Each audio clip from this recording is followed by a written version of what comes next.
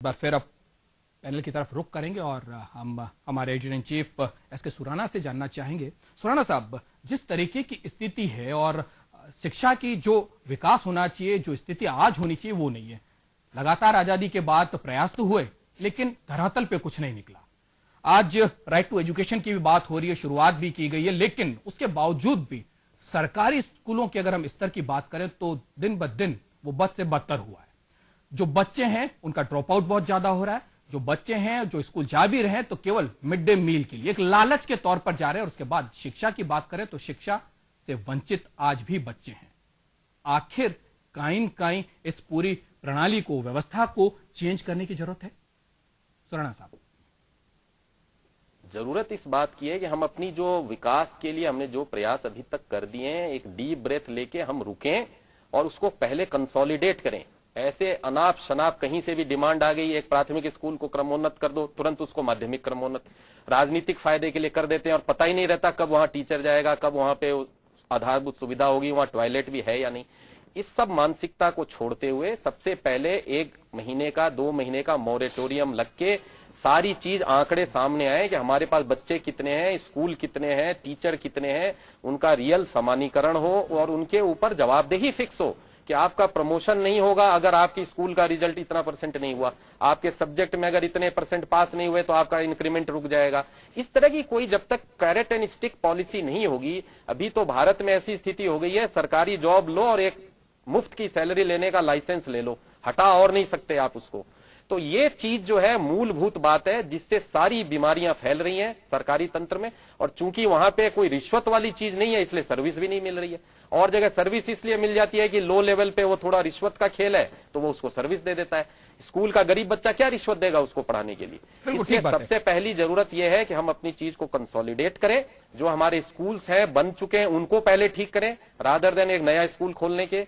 उसमें समानीकरण करें, उनकी जवाबदेही फिक्स करें और जो बेकार लोग हों 2 या 3 वार्निंग के बाद उनको हम नौकरी से बर्खास्त करने का ऐसा बोल्ड स्टेप लें। जनता, मेरा दावा है, इसके साथ जुड़ जाएगी और बहुत भारी जन समर्थन इसको मिलेगा।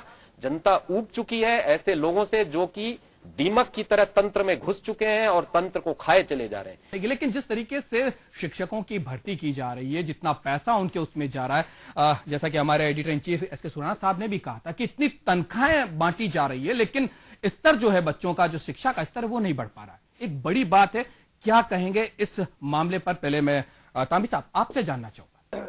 देखिए, ये इसका पूरा देश को आज 65 साल हो गए। 65 साल के बाद भी हम कोई शिक्षा का रोड मैप नहीं बना सके। कहां पे विद्यालयों की आवश्यकता है, कहां पे विद्यालय क्रमोन्नत करने की आवश्यकता है, जो टीचर्स है उनकी जवाबदेही क्या होगी, वो जो बच्चे पढ़ रहे हैं उनको ये मालूम नहीं कि हमारा भविष्य क्या होगा, उनकी कोई काउंसलिंग का व्यवस्था नहीं है। ये सारी बातों का एक रोड मैप बनना चाहिए और उसमें एक पार्टी से हटकर, एक राजनीतिक बात से हटकर और देश के बारे में सोचना चाहिए। दंड देना चाहिए क्योंकि दंड नहीं है। जैसा कि एक बार गवर्नमेंट सर्विस में आ जाता है शिक्षक, उसके बाद सब कुछ भूल जाता है। वो तो बिल्कुल उसके पास तो लाइसेंस हो गया। ये बात कही है, क्या क्या मानते हैं आप इस बात को? दंड होना चाहिए, अगर जवाबदेही उसकी निश्चित की जानी चाहिए। बिल्कुल जवाबदेही निश्चित होनी चाहिए। वो आसपास के जो बच्चे हैं उनको आकर्षित करे, विद्यालय में एडमिशन कराए, उनके भविष्य को निखारे और उनको अच्छे रिजल्ट लाए, अच्छी पढ़ाई करें, रेगुलर क्लासेज अटेंड होनी चाहिए। ये व्यवस्था होनी चाहिए। देखिए, ये व्यवस्था तभी होगी जब आप स्टिक एंड कैरेट पॉलिसी रखेंगे। अगर उसको जो गधा घोड़ा सब बराबर आप कर देंगे, जो बहुत मेहनत कर रहा है उसको भी वही पैसा मिलना है, जो कुछ नहीं कर रहा है उसको भी वही मिलना है, जो दिन भर मेहनत पसीना बहा के क्लास ले रहा है उसकी भी वही स्थिति है, जो नहीं ले रहा है और चाटुकारिता से वो आगे बढ़ रहा है। ऐसी चीजें देख करके जो काम करने वाले भी जो 30-40% लोग अच्छे भी हैं हर तंत्र में, वो लोग भी डिमोटिवेट हो जाते हैं। ये तो राष्ट्रीय स्तर पर सोच की जरूरत है कि क्या ये जो दीमक सिस्टम पूरे देश में लग गया है कि सरकार में घुसो, लाइसेंस लो और एक छद्म सिक्योरिटी के नाम पे, छद्म समाजवाद के नाम पे एक लाइसेंस लेकर के देश की जनता को लूटते रहो। तो हम राजनेताओं को तो बहुत गालियां देते हैं, लेकिन क्या हम ये इन सब जो तंत्र में घुसे हुए जो दीमक हैं उसके बारे में किसी न किसी को तो बोल्ड स्टेप लेना ही पड़ेगा। और मैं इस बारे में जरूर प्रशंसा करना चाहूंगा आज आदमी पार्टी की कि जो एटलीस्ट ऐसी जो एक मूलभूत चीजें जो राजनीति से ऊपर उठ के सोचने की चीजें हैं उसमें ये हिम्मत करके एटलीस्ट कुछ बोल रहे हैं कि हाँ उनको दंड दो, स्टिंग ऑपरेशन करो, उसको ये करके ऐसे करो। ऐसी चीजों के लिए जनता काफी उत्सुक है और मैं चाहूंगा कि बड़ी पार्टियां भी इस लाइन पे कुछ सोचें, राजनीति से थोड़ा ऊपर उठ के सोचें। आम आदमी अभी नहीं है, इतनी जल्दी इनकी पैठ नहीं पहुंच सकती है। बड़ी पार्टियों को भी इनकी अच्छी पॉइंट्स को लेना चाहिए। शर्मा साहब, आपसे जानना चाहेंगे। बिल्कुल सही कहा कि चूंकि शिक्षा ही एक ऐसा मुद्दा है जो संपूर्ण विकास जिस पर आधारित है, ये एक प्रमुख मुद्दा है। उस पर हमको सारे राजनीतिक दलों को बैठकर और एक ऐसा कोई पॉलिसी फॉर्मुलेशन करना चाहिए, एक ऐसे नीति निर्माण करना चाहिए और एक ऐसा भविष्य के लिए रोड मैप तैयार करना चाहिए जिसमें जवाबदेहिता भी हो। और दूसरा, हमको ये तय करना पड़ेगा कि हमारे सिलेबस क्या हो। हमारे वही दकियानुसी सिलेबस चल रहे हैं, पाठ्यक्रम चल रहे हैं, उन पाठ्यक्रमों को हमको ग्लोबल लेवल पर हम compete कर सकें, ऐसा बनाना पड़ेगा। देखिए शर्मा साहब, मेरा तो ये कहना है, मैं अपने अनुभव से कह रहा हूं कि हमारे दादा के या फादर की एज ग्रुप के 8वीं पास के भी जो लोग हैं ना, आज आपके बीए पास को अंग्रेजी पढ़ा देंगे।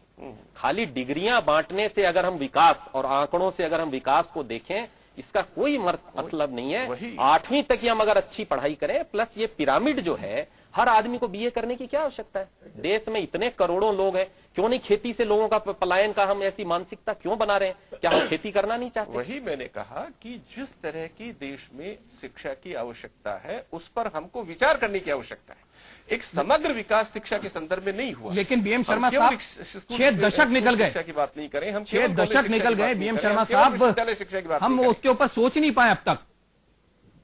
6 दशक निकल गए, चलिए आज भी हम सोचने की बात कर रहे हैं। बीजेपी के भी ने कहा कि साहब हम तो जीडीपी पे आधारित शिक्षा प्रणाली बनाएंगे। हम ये समझ लें कि जीडीपी जो है वो सिर्फ उद्योगों से होने वाला उत्पादन है, वो शिक्षा का विकास कर पाएगी ऐसा बिल्कुल नहीं है। शिक्षा का विकास, जैसे आपने कहा कि 8वीं पास आज की बीए पास को बढ़ा देता है।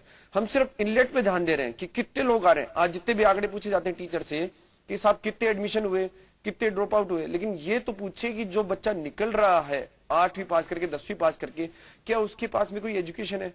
और वो चेक कौन करेगा?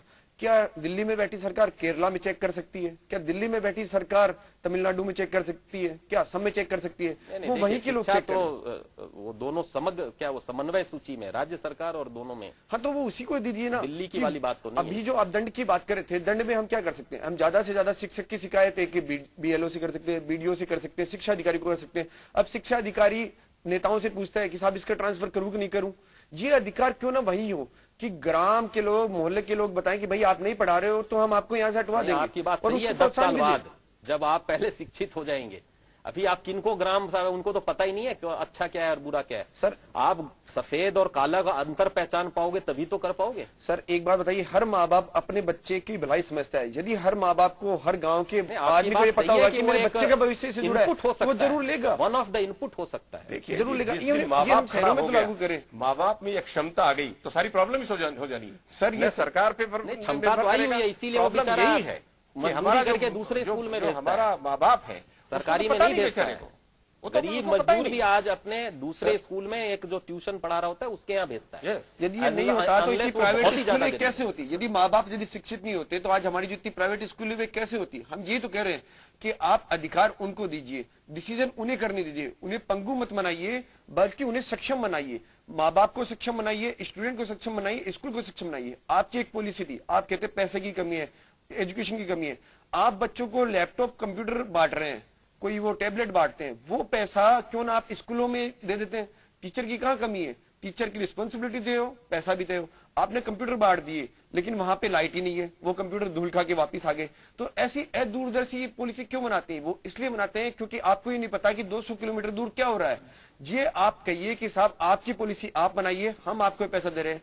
केरला में जहां 92% एजुकेशन है वहां पे कॉलेज और टेक्निकल एजुकेशन की जरूरत है। राजस्थान जो बिहार पिछड़ा है वहां पे इसकी सीमा को जरूरत है। ध्यान रखते हुए हम लोग अभी प्राथमिक शिक्षा की तरफ काफी ज्यादा चर्चा हो चुकी है। अब हम उच्च शिक्षा की ओर थोड़ा ध्यान दे देते हैं कि जो एक बाढ़ आ रही है प्राइवेट यूनिवर्सिटियों में और लोग क्रेडिट ले रहे हैं कि मेरे पास पहले 10 यूनिवर्सिटी थी अब 50 यूनिवर्सिटी होगी। लोग उससे अनुभव नहीं ले रहे। छत्तीसगढ़ में क्या हुआ था? छत्तीसगढ़ में 40-50 यूनिवर्सिटियों का बहुत ही बुरा हाल हुआ था और अंत में सुप्रीम कोर्ट को दखल देके सारी यूनिवर्सिटियों को बंद करना पड़ेगा। क्या ऐसी ही स्थिति राजस्थान में या और दूसरे स्टेट्स में नहीं हो रही है? कितने चीजें अखबारों में आ रही हैं जहां धोखाधड़ी की घटनाएं हो रही हैं, लोग बैक डेट में पीएचडी की डिग्रियां 2-2 लाख रुपए में बांट रहे हैं। इस तरह की स्थितियां हो रही हैं। तो केवल जस्ट जो आंकड़े और जस्ट हम विधानसभा में बोल सकें कि मैंने इतनी यूनिवर्सिटियां खोल दी, इन सब चीजों पे क्या सारी राजनीतिक पार्टियों ने आंखें बंद कर रखी है? जनता इसमें पिस रही है, उनका पैसा लूट रहा है। ये एक क्रिमिनल ऑफेंस है। 4 साल किसी का आपने खराब कर दिया, उसको कुछ पढ़ाया नहीं, फिर झूठे नंबर देकर के उसको डिग्री दे दी, इससे ज्यादा 420 क्या होगा? इसके बारे में हम तीनों ही पार्टियों के विचार जान लेते हैं कि ये जो मकड़ जाल प्राइवेट यूनिवर्सिटीज का फैल रहा है, मैं ऐसा नहीं कहता सारी यूनिवर्सिटियां ऐसी है, कई प्राइवेट यूनिवर्सिटियां बहुत अच्छी भी हैं, बिट्स पिलानी हो गए, कई है, बनस्थली भी अच्छी है, बहुत सी यूनिवर्सिटियां अच्छा कार्य कर रही हैं, लेकिन काफी ज्यादा परसेंटेज में ऐसे बाढ़ आ गई है जिन्होंने भ्रष्टाचार, गलत तरीके और सारी चीज करके जनता को लूटने की दुकानें खोल ली हैं। और देखिए, एक जो दूसरी बात है, मैं अमेरिका में भी 10 साल रहा हूं, वहां की यूनिवर्सिटीज में भी पढ़ा हूं, एक जो मैंने बेसिक डिफरेंस देखा है शर्मा साहब, अम्बी साहब, वो ये देखा है कि वहां की यूनिवर्सिटियां का बहुत ज्यादा वाइब्रेंट कोलैबोरेशन लोकल इंडस्ट्री से होता है।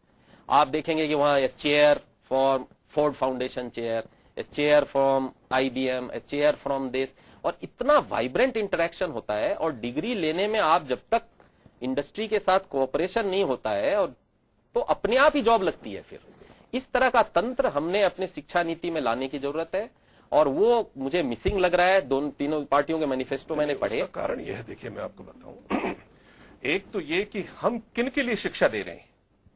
इंडस्ट्रीज के लिए शिक्षा दे रहे हैं, तो इंडस्ट्रीज में किस तरह के लोग चाहिए, उस तरह की शिक्षा हमको हमारी यूनिवर्सिटीज में, हमारी इंस्टीट्यूट्स में देनी चाहिए। तो आयोग सरकार के अंदर में नहीं होना चाहिए, जैसे ट्राई होता है टेलीकॉम रेगुलेटरी, वैसा ही होना चाहिए, ताकि सरकार की संस्था को भी वो डंडा लगा सके। इसलिए रेगुलेटरी कमीशन के रूप में इंडिपेंडेंट बॉडी होनी चाहिए, जिस पर इसलिए चाहे वो हायर एजुकेशन काउंसिल हो, चाहे लोअर एजुकेशन संस्था होनी चाहिए, जिसमें they must be above the politics, और जिनको इंडिपेंडेंटली काम करने की स्वतंत्रता मिले। वरना तो कंट्रोल ही नहीं कर पाएंगे, फिर एक पॉलिटिकल पार्टी रहेगी, वो उसके आइडियोलॉजी के हिसाब से काम करेंगे।